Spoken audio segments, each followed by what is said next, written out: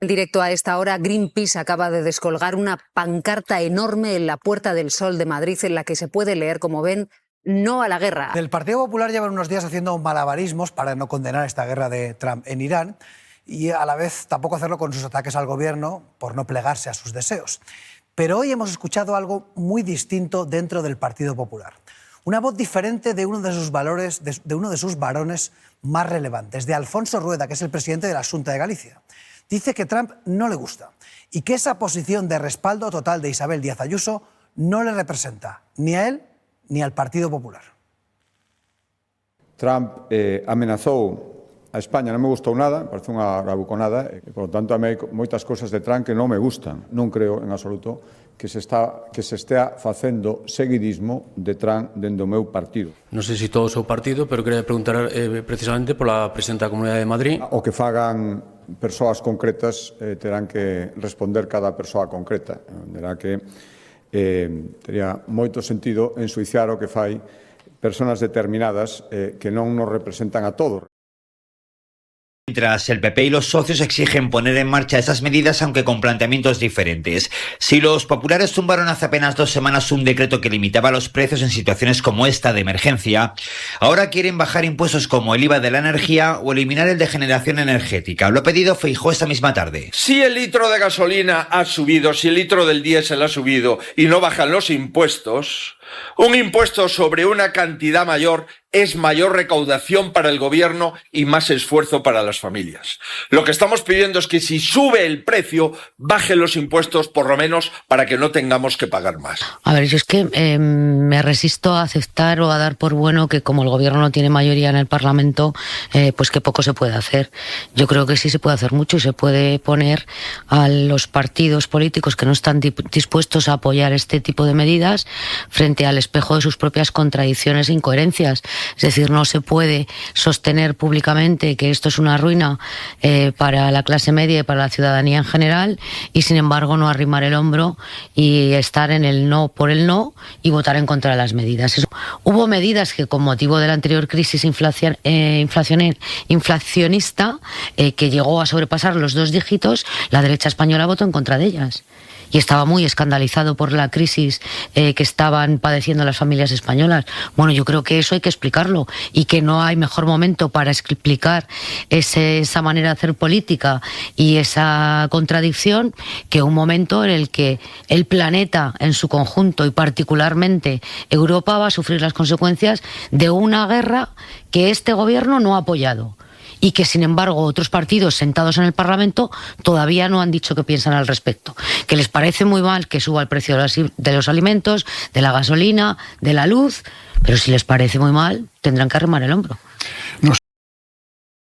Un dato curioso que a los españoles nos está llamando mucha atención estos 3 últimos días, y es que los compañeros de absolutamente todo el mundo, incluidos los americanos, se acercan a nosotros a felicitarnos por la posición que está teniendo España en esta guerra. Eso, de siempre. Nos suele pasar en Cisjordania, nos suele pasar aquí en el Líbano, pero ahora mismo con la gente local, ahora mismo incluso los compañeros periodistas, incluidos los estadounidenses, vienen a decirnos que debemos estar orgullosos del comportamiento que está. Y esto no lo digo como una opinión personal, digo que es lo que nos está pasando. La gente viene a felicitarnos por porque sí, cómo se está comportando el gobierno español. Las noticias, nosotros no estamos al tanto todo el tiempo de lo que está pasando. Mark Ruffalo, conocido por su papel en El Increíble Hulk, ha puesto sus ojos en España y ya van 2 veces en esta semana. Y en esta ocasión lo ha hecho para hablar ni más ni menos que de Pedro Sánchez. Este hombre debería estar liderando la Unión Europea en estos tiempos peligrosos. Tenemos que retirarnos de esta guerra. Haz lo contrario de lo que pasó en Irak. Paren esta locura. Irán no es una nación atrasada. Y no me he encontrado nunca tanta receptividad, tanta cercanía, tanta empatía de la gente en la calle como en España. Después de la posición del gobierno de Pedro Sánchez en relación a la guerra de Irán, habéis visto cuánta gente se nos ha acercado a decir estoy con vosotros. Esa es la posición de la dignidad en este país. el no a la guerra. Que el interés de Meloni es porque tiene a una opinión pública muy reticente a esto, y en el caso de Pedro Sánchez es tan evidente que es también una maniobra. El presidente siga los intereses de España y de su población, o de Italia y su población. Es decir, que aquí, ¿cuál sería la alternativa? Haber dicho que ¿cuáles sí son los intereses de España, Nacho? Es que una pregunta interesantísima que voy a recoger para luego, porque hoy tendremos... Lourdes hablaba del tema de Gaza, y ahí hubo un movimiento español que provocó un recorrido de la Unión Europea, insuficiente dentro de la Unión Europea, pero que no habría existido en ningún caso si no llega a ser porque unos primeros países, fundamentalmente España e Irlanda, dan el primer paso y dicen hasta aquí, esto no es tolerable. ¿Se llegó lejos ahí? Pues lamentablemente no. A mí me parece que más allá de las cosas que podía haber hecho la Unión Europea en términos diplomáticos y económicos, ya simplemente que esté todavía Israel en Eurovisión es un absoluto desastre en este contexto. Pero al menos hizo algo, y yo creo que en este sentido ha pasado algo similar. Probablemente sin el primer paso dado por Pedro Sánchez, pues Meloni, que no es sospechosa de sanchista o socialdemócrata, pues no hubiese dicho exactamente lo mismo sobre el uso de las bases estadounidenses en Italia que había dicho Sánchez. Exactamente lo mismo, y de hecho desde sus altos mandos militares, citando el precedente español. Es decir, que este tipo de gestos o de movimientos políticos, claro que tienen algún peso. Yo prefiero una Europa en la que al menos alguien hace una voz disidente a otra donde la única voz es Merz diciendo que sí a todo a Donald Trump, con las consecuencias que estamos viendo. El primer país que dijo que el 5% de las armas estupendo fue Dinamarca, y ahí los tienes, ahora dudando de si van a poder mantener Groenlandia, porque esto no se ha olvidado todavía. Esto ahora está centrado en Irán, pero sobre todo, si le sale bien lo de Irán a Donald Trump, pues seguirá Cuba y seguirá Groenlandia de nuevo y seguirá muchas más cosas, porque tiene unas elecciones muy complicadas donde quiere llegar con algún tipo de triunfo diplomático o internacional claro que le permita explicar a su base electoral para qué se metió en estos líos, ¿no? Entonces yo sí que creo que la posición española, más allá de que sí, evidentemente Sánchez está intentando hacer con el no a la guerra lo que no consigue hacer con la política de vivienda, que es ilusionar a su electorado. Al mismo tiempo que eso es cierto, está bien que sea así. Está bien que el presidente del gobierno español, pues primero, siga los intereses de España y no los de Estados Unidos. Segundo, siga el sentir mayoritario del pueblo español y no el de Estados Unidos. En Ucrania, cuando empezó la ofensiva, fue el 24 de febrero del 22 y el gobierno empezó a desplegar medidas vía Consejo de Ministros a través de un Real Decreto Ley exactamente un mes y 6 días después, el 29 de marzo. Yo entiendo aquí que todos tengamos ganas de conocer cuáles son esas medidas y cómo. Ahora, ni voy a comprar jamás que Hacienda sea un ente como parasitario y paralelo que viene a chuparnos la sangre, porque para mí Hacienda soy yo, soy tú y somos todos los que estamos trabajando en este programa para tener una sanidad y una educación, y yo ya es que me pongo muy petardo con esto, lo siento, es que cada vez que oigo un razonamiento contrario me voy a parar y le voy a dar la vuelta. Hacienda es fundamental y los impuestos son fundamentales, y por otra parte, no entiendo cómo puede ser que al hablar de la capacidad de recaudación y de lo que se lo lleva Hacienda, Hacienda no se lo lleva a otra parte fuera de la Vía Láctea, se lo lleva a nuestros servicios públicos. Y lo que no puede ser es que el PP resuelva absolutamente todo con las 3 mismas medidas. Una la propuso hace meses. 2, a mí que me expliquen qué tiene que ver el IRPF de las personas con hijos con este contexto. Y 3, el IVA. Pero vamos a ver si es que el Partido Popular en 2022 ha votado en contra o se ha abstenido de bajar el IVA a la electricidad en el contexto Ucrania del 21 al 10%. ¿Pero qué estamos hablando ahora de medidas si es que el día 26 de febrero había un escudo social, había una serie de normas con el bono eléctrico y además había una cosa maravillosa que podía servir para topar precios de determinados bienes y servicios en situaciones de emergencia? Y esto se lo han cargado. Yo entiendo que al PP no le apetece hablar de su voto en contra de esto. Le apetece a Junts, que no le apetece a Vox. Pero yo creo que también tiene que ser un poco parte del debate que el gobierno dispuso en su momento una serie de herramientas legislativas y que se las han cargado, legítimamente, pero se las han cargado. Con las que el PP puede no estar de acuerdo. O sea, eso me parece muy legítimo. El líder de los empresarios de la patronal COE, Antonio Garamendi, está participando ahora mismo en un encuentro sobre transición energética en Madrid y acaba de hablar precisamente sobre la subida de los precios como consecuencia de la guerra en Irán. Olivia.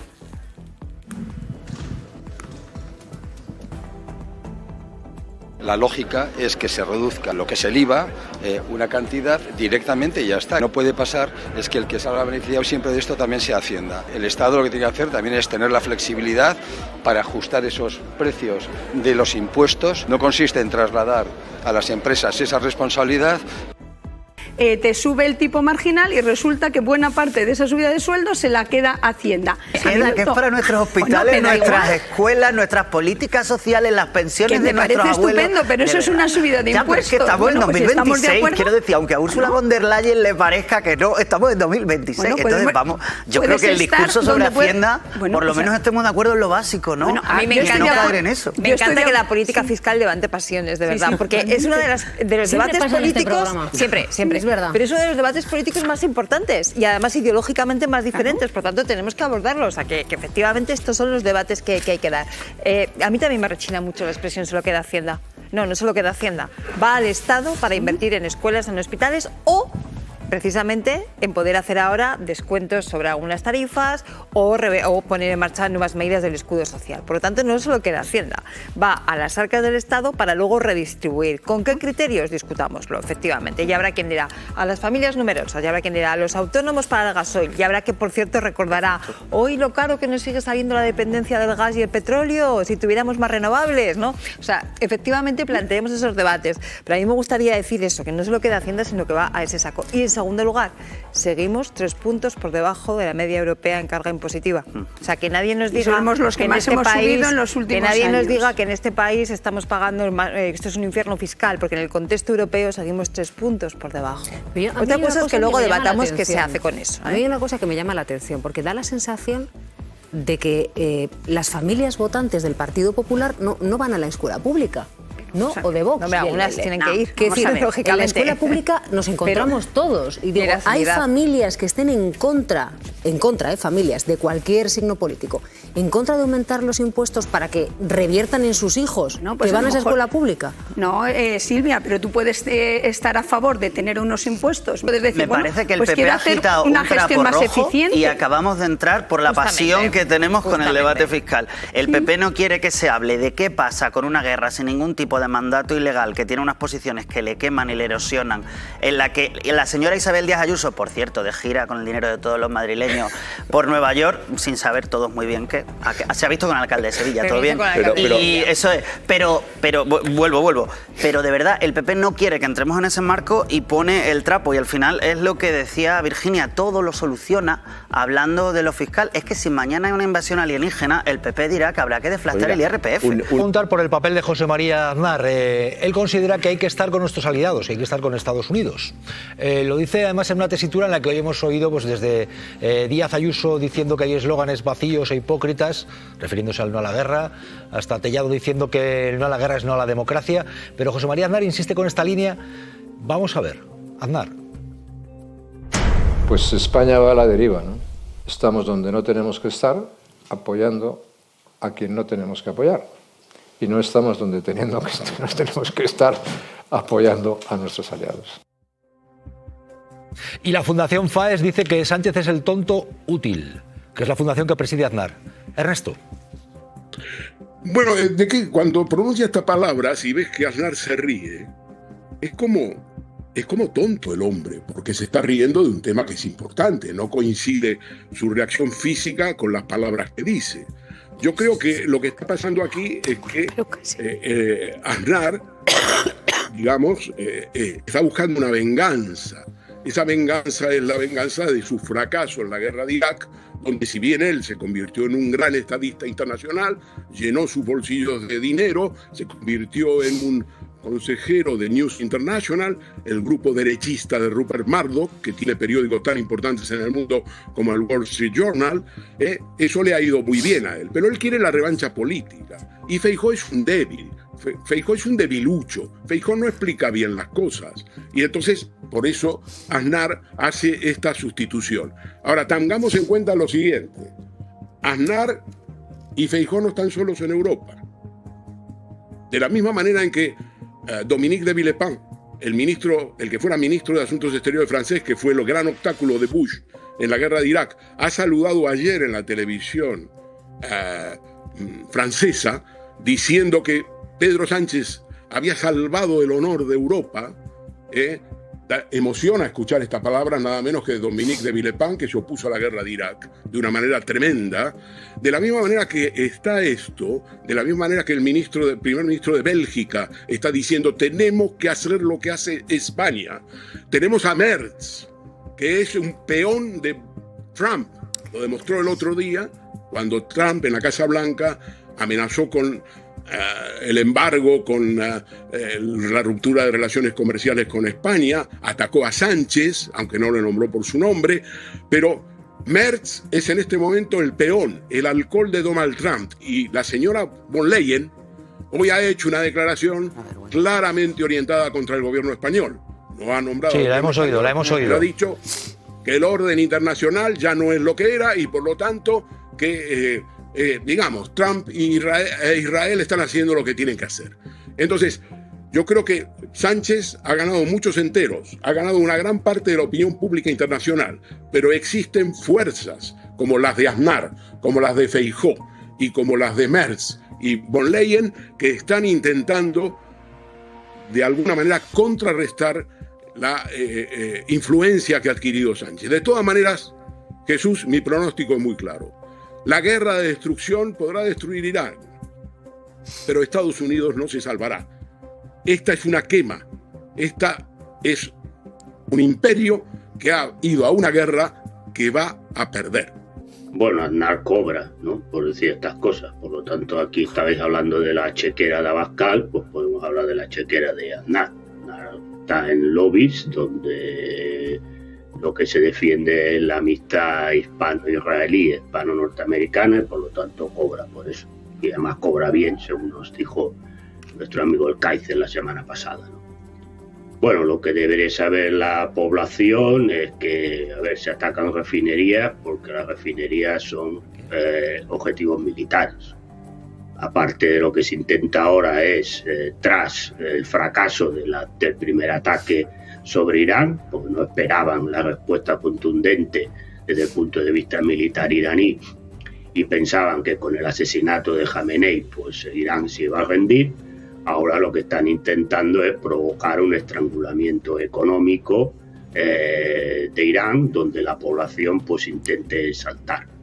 Al mismo tiempo se busca pues ataques de falsa bandera para ver si involucran a terceros países, ¿no?, como es el caso de disparos a Turquía o a esa base de Chipre, donde el propio gobierno británico reconoce que el dron no vino desde Irán, ¿no? Bueno, en estas estamos. Aquí lo que se busca es una escalada, porque solamente con bombardeos Estados Unidos e Israel no van a derrotar a Irán. Para derrotar a Irán hay que entrar con tropas. Irán es un país inmenso y la geografía iraní es complicada para hacer operaciones militares de gran envergadura y con mucha maniobrabilidad. Por lo tanto, la situación es complicada. Israel tiene poco que durar militarmente hablando. Aquí el tema está en si Estados Unidos va a continuar o no va a continuar. Este es el tema. Estoy hablando desde el punto de vista militar. El último mensaje de la presidenta de la Comisión Europea, que parece avalar por tanto la ley del más fuerte. Estamos hablando de la mujer que en nombre de un continente se fue al campo de golf que tiene Donald Trump en Escocia a firmar allí, en la residencia del presidente de los Estados Unidos, el acuerdo comercial entre Estados Unidos y Europa, al que, por cierto, Trump somete continuamente a su baile con los aranceles. Ignacio. A mí me ha parecido muy decepcionante por parte de von der Leyen. Primero porque, sí, es cierto, nadie va a derramar una lágrima por el régimen iraní, pero la principal amenaza que tiene hoy Europa no es el régimen iraní. Es ese supuesto aliado que un día nos amenaza con aranceles, otro día con vulnerar la integridad territorial de un país de la Unión Europea como es Dinamarca, en Groenlandia. Al siguiente nos mete en una guerra cuyas consecuencias pagamos en Europa, no solamente por el precio de los combustibles, sino también porque si hay una crisis humanitaria en Irán, cosa probable si siguen los planes de la CIA, que hablan de incentivar a las milicias kurdas para intentar una guerra civil dentro de la propia Irán, pues esas consecuencias no van a ser para Estados Unidos, van a ser de nuevo para Europa. Y yo creo que, más allá de que se haya cedido sus competencias, el análisis es muy cojo, en el sentido de que sí, se ha roto el orden internacional, pero ¿quién ha sido? Los extraterrestres. ¿Llegó alguien? ¿De dónde ha venido esa ruptura del orden internacional? Pues ha venido de ese supuesto aliado con el que von der Leyen mantiene una actitud de ponerse de perfil de forma permanente para vergüenza de toda Europa, en mi opinión. Yo creo que son declaraciones muy desafortunadas y creo que además muy inútiles a la hora de gestionar a Estados Unidos, porque lo que incentiva que Estados Unidos siga haciendo estas cosas con su socio europeo es precisamente esta debilidad europea que visualiza su propia cabeza. Tiene ya su área de influencia, lo que está haciendo Alemania es recolocarse para acercarse más a Estados Unidos. Ese es el conflicto estratégico y por eso yo creo que ese es el cambio de posición de von der Leyen. Pero claro, una vez que dices que está acabando el viejo orden internacional, tiene que buscar una alternativa. La alternativa es menos democracia, la alternativa es menos seguridad jurídica. ¿La alternativa cuál es?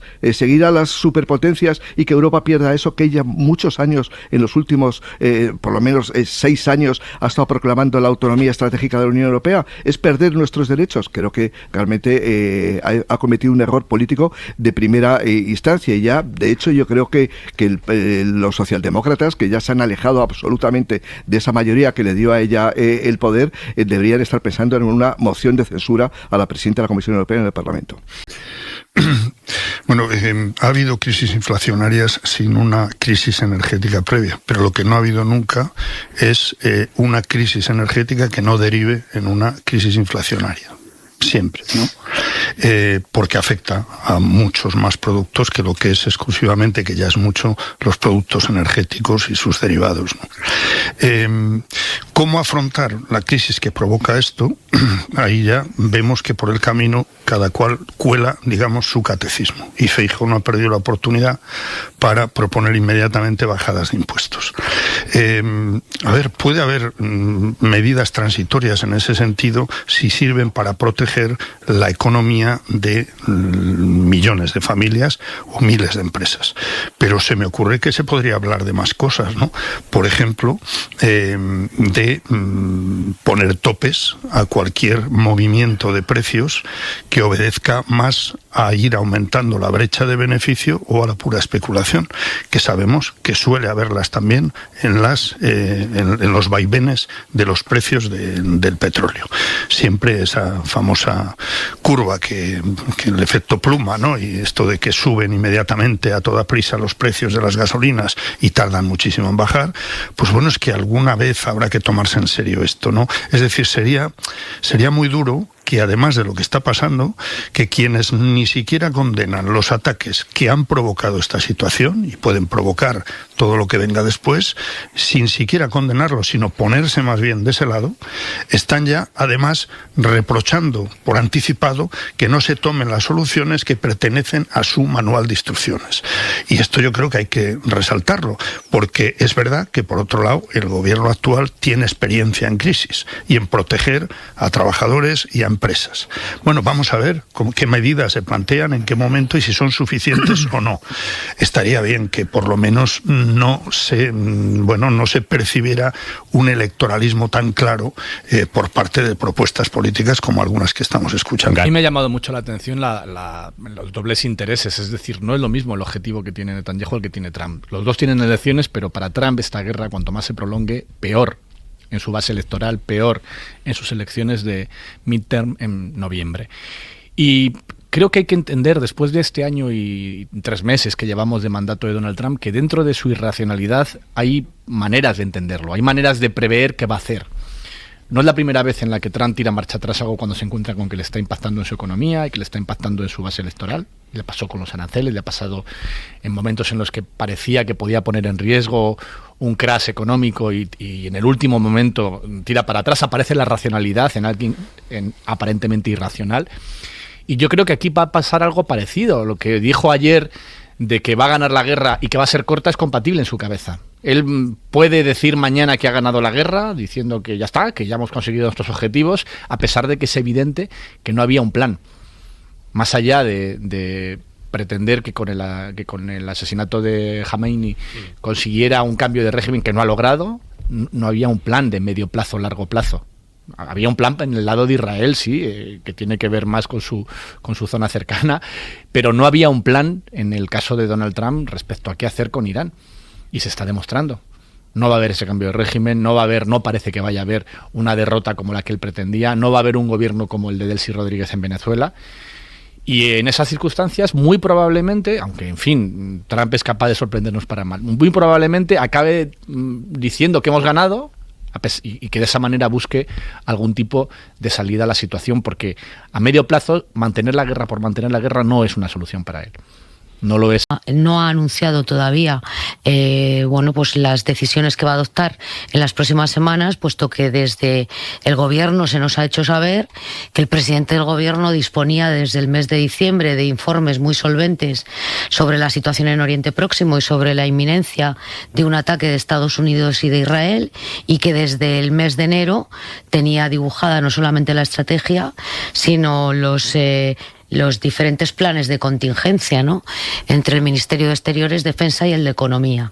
Por lo tanto, tenemos que deducir que las medidas que el Gobierno piensa implementar ya están encima de la mesa del Consejo de Ministros.